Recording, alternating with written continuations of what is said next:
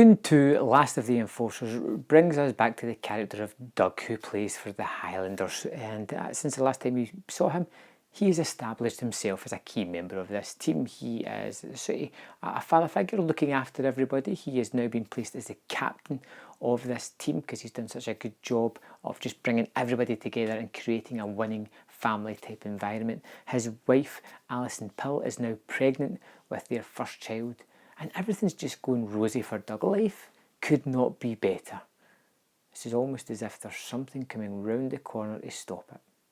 Cue Wyatt Russell as Kane, a sort of just psycho kind of ice hockey player with a deep grudge for everything, who gets into a fight with Doug, who's never lost a fight, and proceeds to just knock him the hell out and injuring his arm, knocking him out of hockey forever. He's unable to play it again because of this serious injury. So Doug's kind of lost in the world. He can't do the thing that he loves. He's kind of ripped away from his family that is this hockey team.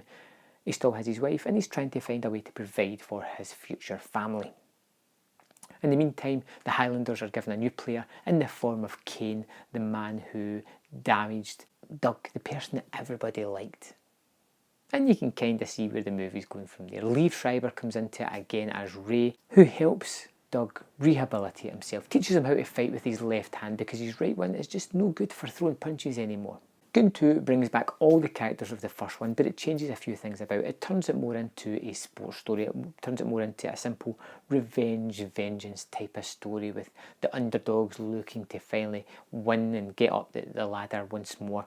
It gives a very good antagonist. This time is one that we can just wholly root against. This is a pure, uncaged animal and Kane that we have here, and Wyatt Russell plays him very well indeed. I think my favourite thing about the movie is Doug.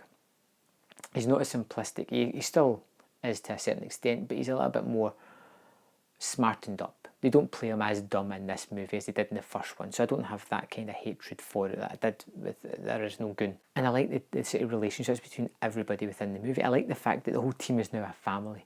And they have that sort of core feeling of everybody that just appreciates each other. I like Alison Pill as Doug's partner, someone who doesn't want him to get hurt and kind of just ultimately just wants the best for him.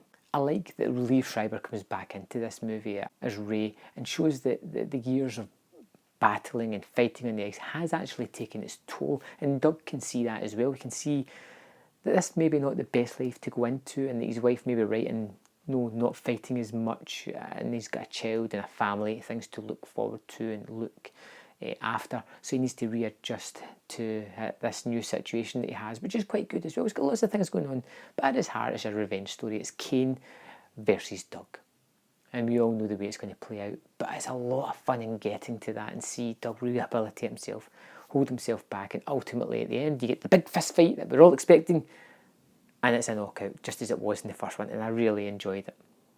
I found myself liking Goon Last of the Enforcers more than I liked the first Goon. It's the one that I would go to first if I was going to watch one of these movies again. I really like Wyatt Russell's performance of Kane.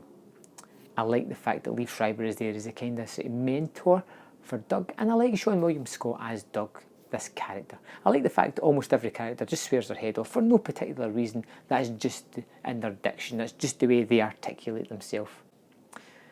I like Goon Last of the Enforcers. I like it more than Goon. I think you should definitely check it out if you like the first one. You're probably going to love this one. I gave it 3 out of 5. It's a pretty good movie and worth your time. Have you seen Goon Last of the Enforcers? What did you think of it? Did you like it more than the first one or less? And I want to know why. Let me know in the comment box below, and I will see you next time on Man vs Film.